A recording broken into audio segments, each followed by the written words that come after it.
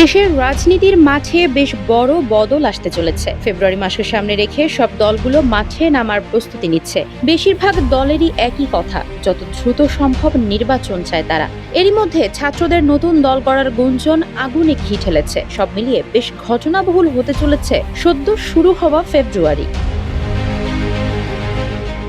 জানা গেছে, প্রধান রাজনৈতিক দলগুলোর কর্মসূচি এবং বৈষম্য বিরোধী ছাত্রদের দল গঠনের প্রক্রিয়া নিয়ে এই ফেব্রুয়ারিতে রাজনীতির মাঠ বেশ উত্তপ্ত থাকতে পারে।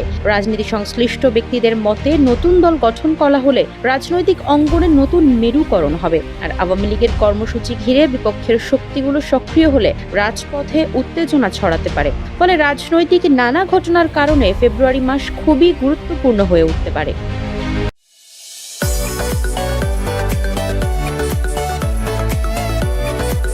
এখনো আনুষ্ঠানিক ঘোষণা না দিলেও মধ্য ফেব্রুয়ারিতে কর্মসূচি নিয়ে মাঠে নামার সিদ্ধান্ত নিয়েছে বিএনপি। আর 1 ফেব্রুয়ারি থেকে টানা কর্মসূচি দিয়ে মাঠে থাকার ঘোষণা দিয়েছে আওয়ামী লীগ। ঘোষণা না দিলেও আওয়ামী লীগের কর্মসূচি ঠেকাতে মাঠে থাকবে জামায়াত। প্রধান 3 রাজনৈতিক শক্তির পাশাপাশি বৈষম্য বিরোধী ছাত্র আন্দোলন ও জাতীয় নাগরিক কমিটির নেতৃত্বে নতুন রাজনৈতিক দল হওয়ার কথা রয়েছে এই মাসে। রাজনৈতিক বিশ্লেষকরা মনে করছেন, আওয়ামী লীগের নেতাকর্মীদের কর্মসূচি নিয়ে মাঠে নামাটাই বড় চ্যালেঞ্জ। কারণ বিএনপি জামায়াতের পাশাপাশি বৈষম্য বিরোধীরাও রাজপথে তাদের মোকাবিলা করবে। তবে বিএনপি মাঠে নামলে সেটি রাজপথকে উত্তপ্ত করবে তা বলা যায়। আর বৈষম্য বিরোধীদের রাজনৈতিক দল গঠন নিয়ে এরই মধ্যে এক ধরনের উত্তেজনা বিরাজ করছে। বিএনপি অবশ্য আওয়ামী লীগের কর্মসূচিকে অতটা গুরুত্ব দিচ্ছে না। নতুন দল গঠনের বিষয়েও তারা তেমন চিন্তিত নয়। তবে এই দল গঠনে সরকারের সংশ্লিষ্টতা আছে এমন ধারণা থেকে আপত্তি জানাচ্ছে দলটি। জামায়াত আনুষ্ঠানিক কোনো কর্মসূচি না দিলেও তারা শুক্রবারও জুলাই গণহত্যাকারীদের বিচারের দাবিতে বিক্ষোভ মিছিল করেছে। এর বাইরে ফ্যাসিবাদ বিরোধী কর্মসূচি নিয়ে মাঠে খুবই সক্রিয় বৈষম্য বিরোধী ছাত্র আন্দোলনের নেতাকর্মীরা।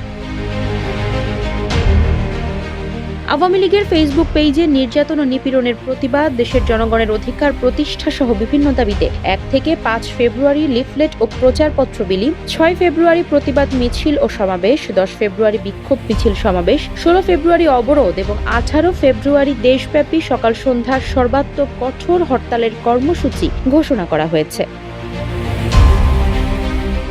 আওয়ামী লীগকে ঠেকাতে পৃথক কোনো কর্মসূচি দেওয়ার সিদ্ধান্ত এখনো নেয়নি বিএনপি। এই ইস্যুতে ঘোষণা দিয়ে কোনো কর্মসূচি পালনের পক্ষেও নয় তারা। দলের নেতারা মনে করেন, বাংলাদেশের রাজনীতিতে এই মুহূর্তে আওয়ামী লীগের কোনো গুরুত্ব নেই। তাদের ঠেকাতে কর্মসূচি দিয়ে গুরুত্ব বাড়ানো এবং ইস্যু তৈরি করার কোনো মানে হয় না।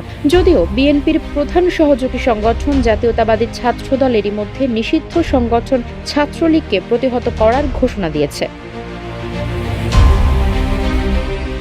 তবে মধ্য ফেব্রুয়ারিতে বিএনপি দ্রব্যমূল্যের ঊর্ধ্বগতির প্রতিবাদে এবং সুষ্ঠু নির্বাচনের মাধ্যমে গণতন্ত্র ফেরানোর দাবিতে ঢাকাসহ সারা দেশে কর্মসূচি দেবে। ফলে বিএনপির নেতাকর্মীরা রাজপথে সক্রিয় থেকে পাড়া মহল্লায় এক ধরনের পাহারায় থাকবে। এর প্রভাব পড়বে আওয়ামী লীগ নেতাকর্মীদের মধ্যে।